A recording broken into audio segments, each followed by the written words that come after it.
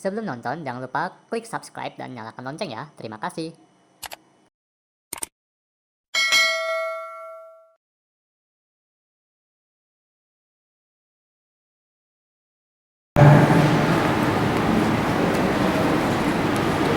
Bersyukur pada pagi hari ini kita masih hidup. Baik, kita kembali ke kegiatan pada pagi hari ini. Gimana tadi? Ada sensasi ya? Sebenarnya kalau kita bisa praktekkan hal seperti ini dalam kehidupan keseharian, luar biasa. Pada waktu kita bangun pagi, buka mata, Amitofo, Kangen, saya merasa bersyukur masih hidup gitu kan. Rasakan tarik nafas, bahagia, buang nafas, ngerasa damai. Begitu juga pada saat waktu kita mau tidur. Kita coba untuk rutinitas melakukan hal itu setiap hari. Saya mengajak Anda seperti itu. Oke, pada hari ini sebenarnya Bante Murti yang mengisi. Dan kemarin sore, saya duduk ya. Kemarin sore itu suatu kejutan dari pandita senior. Dia bilang, Darmen kamu bisa isi nggak untuk besok pagi? Sempat kaget. Karena ya dadakan banget gitu kan. Tapi ya saya mencoba apa yang ada yang dalam pikiran saya untuk berdana. Terima kasih telah menerima dana dari saya, mau mendengarkan. Karena dana itu ada 4 jenis ya. Dana berupa materi, dana berupa tenaga, dana berupa perlindungan, dan satu lagi dana berupa dhamma, pencerahan. Sebenarnya apakah saya tercerahkan? Mungkin belum. Karena ada tahapan-tahapan tersendiri. Karena apa yang kita pelajarin, apa yang saya pelajarin belum tentu Bapak pelajarin. Tapi yang Bapak pelajarin belum tentu saya pelajarin, ya kan? Karena usia kita terpaut berbeda, pengalaman setiap manusia itu berbeda-beda. Baik, pada hari ini saya dalam pikiran untuk berbagi mengenai kebebasan dan kerendahan hati. Mungkin Bapak Ibu, saudara-saudari pasti senang yang namanya bebas kan. Bebas merdeka gitu. Bebas memutuskan mau apa. Kita sebagai umat Buddha itu sebenarnya sangat beruntung. Kenapa? Karena kita bebas. Bebas untuk memilih, bebas untuk belajar. Mau ngapain? Mau berbuat karma buruk, buat mencuri misalkan. Mau ngapain aja terserah, bebas kok. Mau pindah agama pun bebas. Enggak ada yang larang. Kalau berbuat karma buruk ya tanggung sendiri karmanya gitu kan. Nah, pada waktu kita dikasih kebebasan seperti itu, kadang kita berpikir, kebebasan yang kita miliki, kita bebas mempelajari ajaran agama lain, kita bebas memilih ada 26 surga di atas manusia. Di agama Buddha ya, di agama lain saya nggak tahu. Saya pernah belajar tapi setahu saya cuma 1. Tapi di agama Buddha, itu di atas manusia alam surganya ada 26. Bebas mau milih. Tinggal kita menjalankan dharma, kita menjalankan sila, naik. 5 sila yang kita baca, itu aja. Dan menghindari perbuatan buruk, perbuatan jahat, berbuat baik, sudah pasti masuk surga. Ada 26, tinggal pilih. Perbedaan tingkatannya ada. Mau turun di bawah alam manusia pun bisa gitu, bebas. Ya toh? Nah, Bapak Ibu, kadang kita suka mengeluh. Saat kita punya masalah, kita mengeluh. Terbiasa manja waktu kecil. Kadang waktu kecil kita punya masalah, pasti nyarinya ke papa mama. Ma, aku pengen ini, nggak kesampean. Aku punya masalah sama teman, curhat. sama mama papa. Kadang kalau sudah agak gede sedikit curhatnya sama siapa? Sama teman. Betul nggak? Ya kan? Kita punya teman gitu, ngajak curhat. Pas sudah pasangan teman kita sudah punya pasangan, sudah menikah, sudah punya anak, kita ajak curhat, belum tentu dia mau dengerin. Dia bilang aja, saya aja punya masalah gitu loh. Lo mau curhat gitu kan? Kita bebas milih juga. Apa yang kita bebas milih? Kita punya para Buddha. Kita punya bodhisattva. Kita punya para dewa.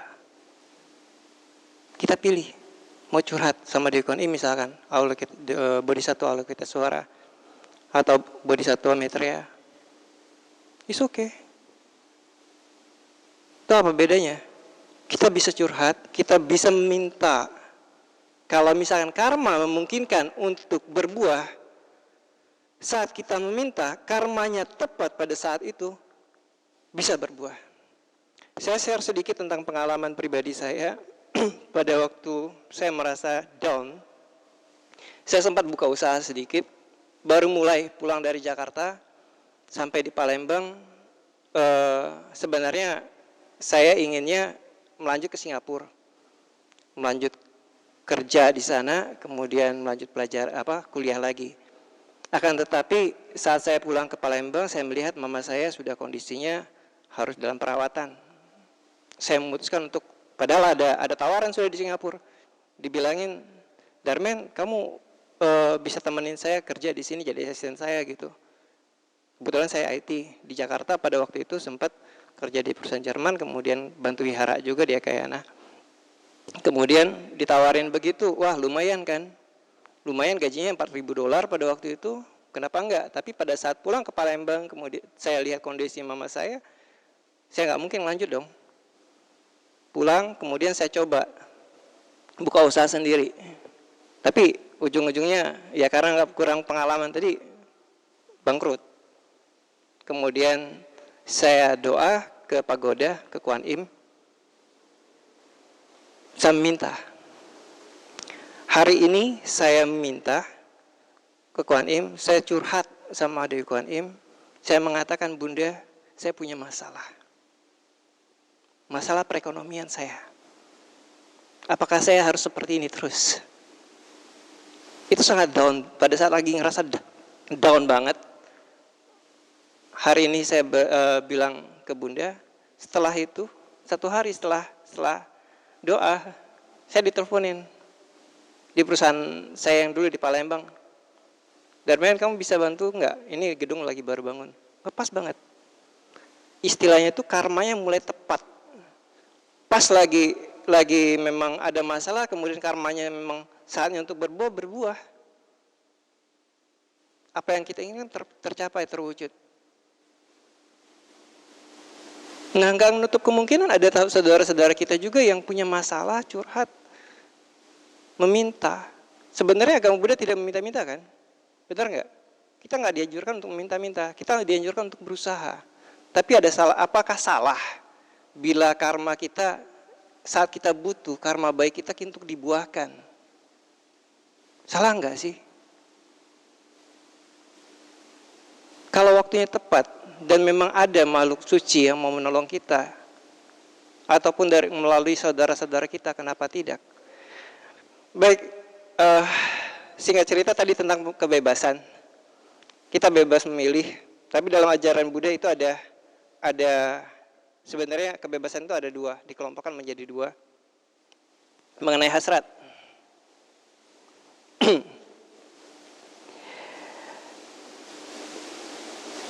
Oke.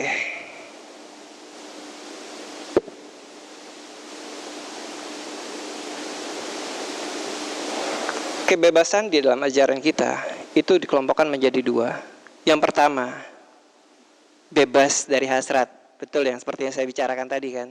Kita bebas melakukan apa aja. Tapi sebenarnya dalam ajaran Buddha sendiri itu menekankan kita untuk bebas dari hasrat. Beda kan? Beda nggak? Kebebasan hasrat dan kebebasan dari hasrat. Nyambung nggak kira-kira? Kebebasan dari hasrat inilah yang sebenarnya diajarkan oleh Buddha. ada erat kaitannya antara kebebasan ini dengan kerendahan hati. Makanya saya tarik menjadi satu topik pada hari ini. Hasrat itu seperti Romo Hendra bicarakan pada waktu 2 minggu yang lalu ya. Itu Romo Hendra ada mengatakan tentang tanha dan apa satunya lagi? Canda. Ya dah? Ada yang pernah ikutin yang kebaktian 2 minggu yang lalu? Tanha dan canda. Hasrat keinginan. Kalau diliputi oleh moha, ketidaktahuan, hasrat untuk berbuat aku salah karma, ya kan? Itu disebut tanha. Di tanha itu ada apa? Loba, moha, dosa, dan irsia. Apa aja? Moha, ketidaktahuan, loba, keserakahan. Kemudian satu lagi dosa yang menimbulkan kebencian. Bergosip dan segala macam ujung-ujungnya karena kebebas gitu kan. Bebas mau gosipin orang, ngomongin kekurangan orang, ngejelekin orang, ujung-ujungnya nimbulin kebencian. Karma ya tanggung sendiri. Ya toh? Itu menimbulkan kebencian.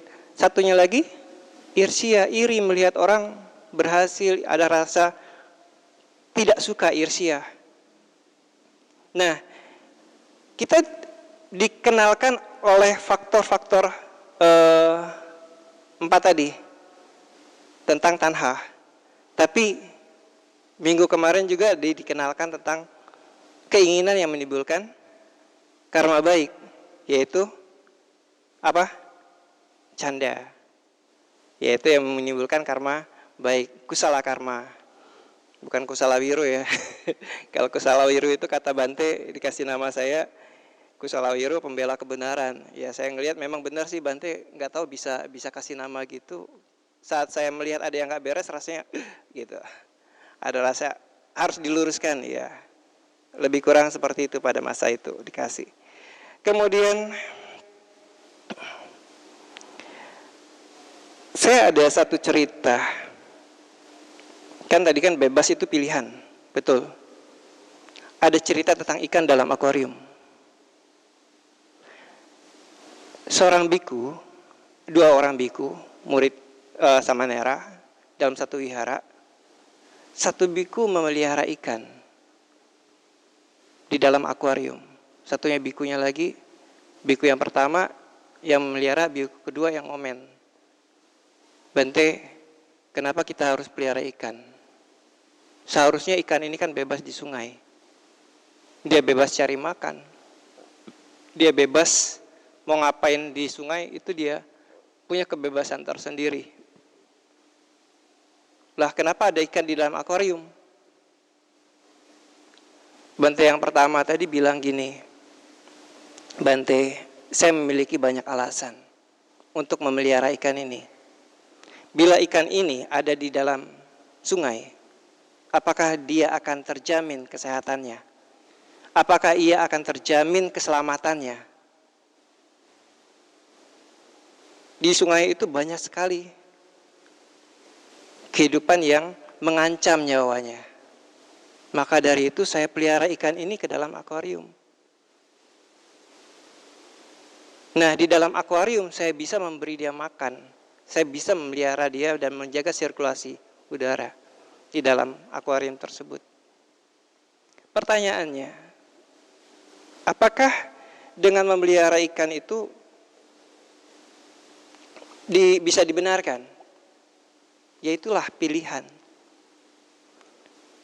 Kalau kita memelihara ikan, otomatis yang namanya memelihara jangan sampai mati. Betul nggak? Kita pelihara dia karena memang sudah ada niatnya untuk memelihara. Nah, benar juga kalau misalkan dia di dalam sungai, itu ikannya bebas, berkeliaran, mau ngapa-ngapain. Tapi dia belum tentu terjamin kesehatannya, terjamin ya seperti Bante bilang tadi. Ya kan? Nah, di sini apa kaitannya? Bebas dari hasrat berarti bukan berarti tidak ada aturan. Betul nggak Bapak Ibu? Bebas dari hasrat itu ada ada aturannya, ada konsekuensinya. Semua kembali kepada diri sendiri.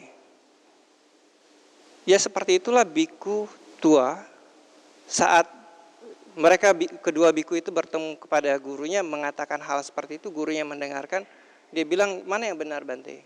Ya itu adalah pilihan. Itu adalah pilihan. Pilihan siapa? Pilihan kita sendiri. Membiarkan ikan itu bebas di sungai atau memelihara dia. Akan tetapi kamu harus bijak. Kebijaksanaan itu adalah pilihan. Mau bijak atau tidak. Untuk memelihara ikan tersebut. Seperti kita bebas juga untuk berdana. Berdana untuk wihara. Misalkan banyak berdana bersumbangsi. Ya seperti 4 dana tadi kan, 4 jenis tadi. Berdana ke wihara. Saking banyaknya berdana, ujungnya nimbulkan kesombongan. Ada enggak yang seperti itu? Bisa. Karena dia terlalu banyak berdana, akhirnya dia ngerasa sombong. Saya juga bisa bangun wihara. Efeknya apa? Ya, berharap kalau dia bangun wihara, bagus. Kenapa? Karena logikanya dia bisa membabarkan dharma lebih luas lagi. Betul nggak? Nah, tinggal kitanya sendiri melihat orang yang sombong karena kebebasan dia tadi, kemudian dia menimbulkan kesombongan karena kebebasan dia berbuat baik, akhirnya dia punya kebaikan yang cukup berlimpah, nimbulin rasa ego. Keakuannya muncul. Keakuan yang tinggi itulah yang menyebabkan dia menjadi sombong. Sebenarnya apa sih yang buat kita sombong? Buat apa sih sombong? Mati tuh nggak bawa apa-apa. Mati nggak bawa harta. Mati kita nggak bawa kehebatan jasmani kita, enggak. Kita mati nggak bawa kepintaran. Kita mati yang kita bawa apa? Karma kita dan kesadarannya kita. Sati. Itu yang kita bawa. Jadi apa yang perlu disombongkan? Saat ini saya sharing bukan berarti saya berlebih ya, sorry. Saya nggak ngerasa seperti itu.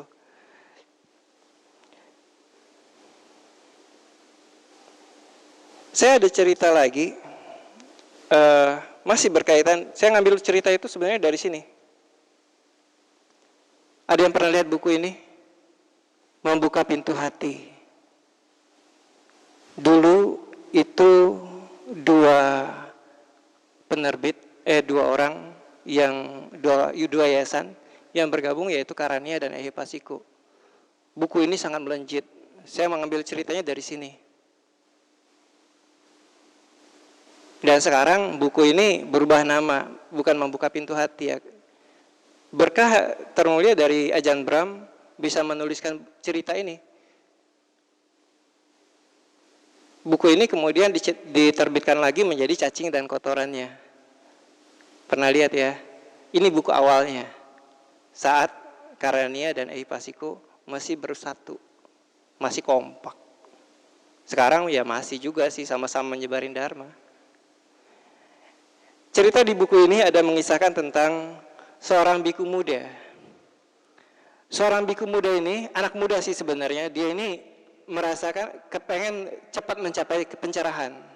Dia kepengen cepat mencapai yang namanya nibbana, pencerahan itu. Kemudian didatangin kepada biku di Jepang situ dan menjadi seorang samana. Setelah dia menjadi seorang samanera dan ditasbihkan menjadi biku, dia bilang sama gurunya, "Guru, saya ingin bertapa. Saya ingin bermeditasi di seberang telaga." Karena di depan wihara itu ada sebuah telaga, di tengah-tengahnya ada satu pondok itu kan untuk meditasi. Saya mau di sana. Baik, kata gurunya, nanti saya suruh pelayan untuk mengantar makanan ke sana. Selang 3 tahun kemudian, singkat cerita, biku muda ini merasakan bahwa dia sudah mencapai pencerahan.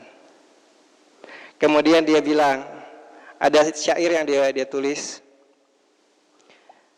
Dibilangnya gini, Ini nggak kelihatan. Biku muda ini menulis satu aksara, minta sama si pelayan yang antar makanan tadi. Dia bilang gini, Pak, tolong ambilkan saya kertas yang sangat bagus, indah, serta kuas dan tintanya. Kalau kuas itu istilahnya maupi ya. Minta maupinya gitu loh. Kemudian dia bikin aksara yang sangat indah. Di aksara itu dia tulis, biku muda yang tekun, baris pertama. Kedua, 3 tahun bermeditasi dalam kesendirian. Tak akan tergoyahkan lagi oleh empat angin duniawi. Dengan bangga dia tulis 4 baris, digulungnya. Kemudian bilang kepada pelayan, tolong antarkan gulungan ini kepada guruku. Biasanya 1 minggu sekali itu bahan makanan pasti diantar. Sudah dikirim, dia merasa menunggu. Wah, aku rasa guru pasti merasa senang melihat aksaraku. Tulisanku yang begitu tercerahkan. Mendengar berita ini guruku pasti senang. Mungkin apakah itu dia bakal dibingkai atau bakal dibikin seperti apa oleh guru. Ditunggu-tunggu nggak ada balasan. 1 minggu kemudian datang lagi pelayan yang membawa makanan tadi, mengantarkan gulungan yang terikat. Kalau tadi dikirim dari murid kepada guru, pas pada kembali lagi ditulis dari guru kepada murid. Dia lihat gulungannya ini nggak asing. Ini gulungan sama yang seperti aku tadi. Dia coba buka, dibukanya. Wah, aksara yang indah itu di sampingnya ada coret-coretan tulisan yang jelek. Dari gurunya sendiri. Jadi kalau bilang baris pertama itu dibilang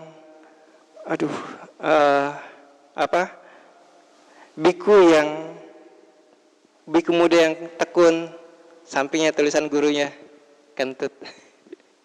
Terus baris kedua dibilang lagi 3 tahun bermeditasi dalam kesendirian, ditulis lagi oleh gurunya kentut katanya. Baris ketiga, tidak akan tergoyahkan lagi. Lagi-lagi tulisan yang sama. Tulisan terakhir ditulis lagi oleh dia, oleh 4 angin duniawi. Sama tulisan ditulis oleh guru ya, kentut dia bilang. Wah, marah nggak kira-kira? Marah dia. Dia gulung itu kembali itu tulisan aksara dia yang indah itu. Dia gulung, dia panggil pelayan. Ayo kita samperin guru. Sampai di depan guru. Kemudian dia bilang sama pelayan, saya ingin ketemu guru. Saat ia bertemu dengan guru, gurunya hanya tersenyum, kemudian dia membacakan lagi. Dibaca ulang oleh gurunya. Setelah dibaca ulang, dijawab oleh gurunya. Kamu terbebas dari 4 angin duniawi. 4 kentut kecil aja kamu sudah lari ke sini. Ya toh, sebenarnya secara logika dari cerita itu make sense sih. Kalau misalkan dengan tulisan kecil yang kata-kata seperti itu langsung membuat kita tergoyah dari latihan bermeditasi kita, latih diri kita tergoyah, langsung ngerasa emosi, marah. Apa yang terjadi? Ya seperti itulah kehidupan kita sehari-hari. Seperti yang dalam Dhammapada mengatakan bahwa ya setiap manusia itu tidak terluput dari celah. Kita ngomong dicelah, kita diam pun dicelah. Wajar, manusia. Gitu. Nah, kita sendiri kalau kita bisa berlatih memahami hal tersebut, saya rasa ego yang ada dalam diri kita secara nggak langsung terkikis dengan sendirinya. Kenapa? Saat kita merasa lebih, kita merasa hebat, kita merasa lebih kaya, kita ngerasa lebih pintar. Pada saat itu, ego yang muncul seperti apa? Api yang gak kelihatan. Bisa-bisa kita tanpa sadar bahwa kita ngerasa diri lebih dari orang lain, egonya muncul.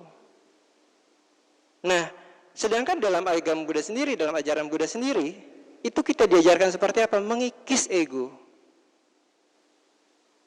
Menyadari ada ego yang muncul dalam pikiran saat kita mulai belajar meditasi.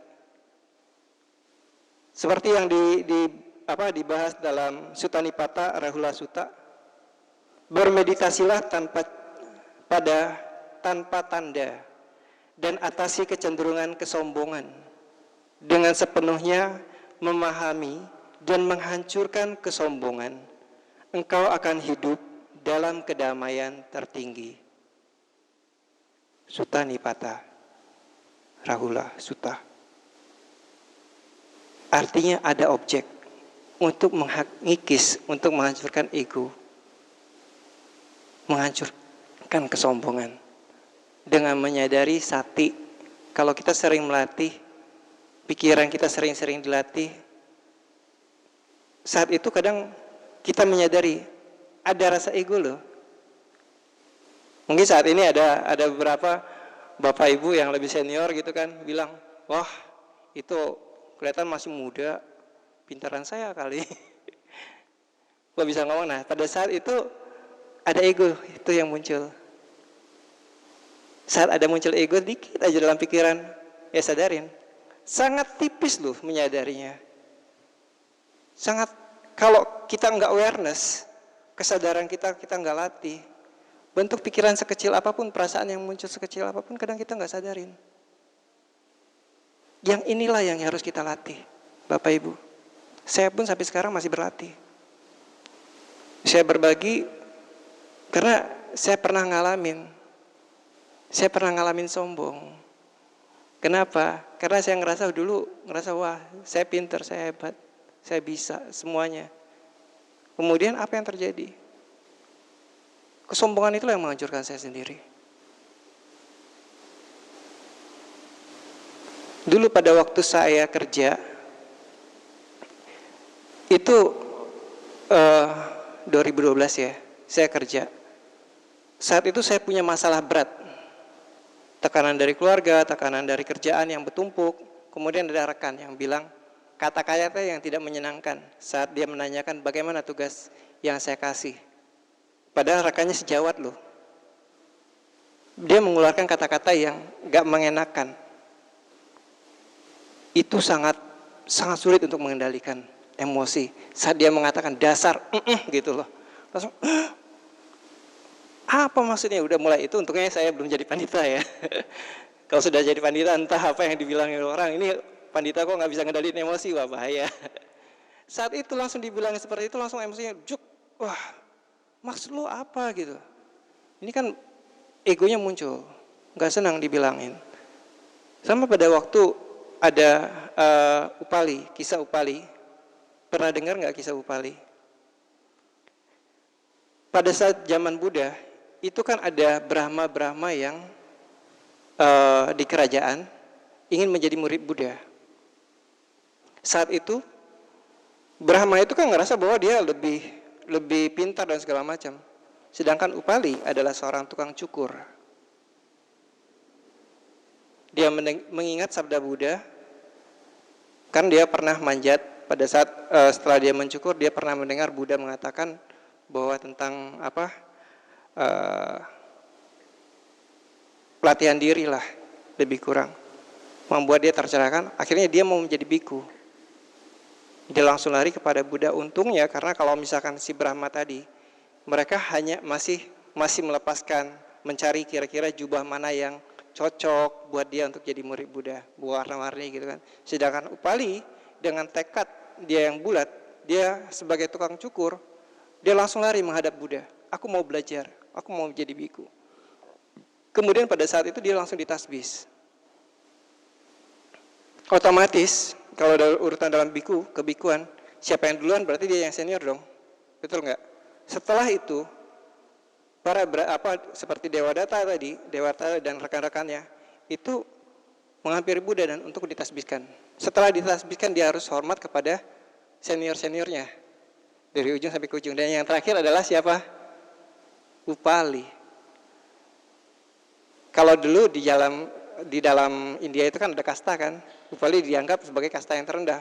Langsung Brahma itu mengatakan, masa saya harus menghormat pada anak kecil seperti Upali ini. Pada saat itu dia masih kecil. Nah disitulah Buddha mengajarkan tentang mengikis yang namanya kesombongan. Dia dikis bahwa Upali ini sebenarnya dia ini kemudian diminta untuk menjaga kedisiplinan seorang pada para biku. Jadi kalau yang dibilang tentang mengisi tulisan yang mengenai kalau di Tripitaka itu yang mengatur Winaya ya, Winaya Pitaka. Yang menjaga Winaya Pitaka itu adalah Upali. Makanya dalam Upali bisa menulis apa yang tercantum di dalam apa yang pernah disabdakan Buddha. Dia menjaga rule. Biku maupun pandita itu punya aturan. Bebas mau melakukan apa aja, kebaikan seperti apa, tapi ada rule yang harus dijalankan. Ada kode etik. Nanti malam itu ada Pandita Samaya, kita akan mencoba untuk membaca, para pandita untuk membacakan kode etik dan kemoralitasan.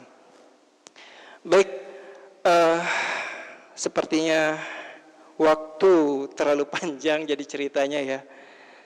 Jujur sih sangat minim saya punya persiapan itu sangat minim banget. Kira-kira apa yang belum saya sampaikan ya? Dhamma itu sebetulnya untuk mengurangi keakuan, kebebasan dari hasrat dengan kerelaan. Nah ini tadi. Waktu itu sempat saya mengatakan sharing tentang mengatasi stres. Akhir kata, untuk mengatasinya itu ada kerelaan, moralitas, ketenangan batin, dan kebijaksanaan. Dengan 4 ini yang kita pegang, kita latih awareness-nya kita, mengikis ego sedikit demi sedikit. Apakah kita boleh ego enggak? Boleh. Tapi setidaknya dengan keempat ini ada penyeimbang, ada yang membuat kita melangkah itu terarah, sehingga kita bisa memahami apa itu rendah hati. Bebas kita melakukan apapun, tapi terarah dengan kerelaan, moralitas, keseimbangan batin, dan kebijaksanaan tadi. Baik, akhir kata, semoga bermanfaat sharing Dhamma pada hari ini. Sekali lagi saya mengajak Bapak Ibu untuk setiap hari hening, mempelajari apa yang seperti tadi saya aba-abakan mengenai tarik nafas, saya merasa bahagia, buang nafas, saya merasa damai. Itu saja kalau misalkan objek meditasi yang lain agak susah diikutin. Ya, oke, terima kasih. Semoga semua makhluk hidup berbahagia, semoga kita semua berbahagia. Sadu, sadu, sadu.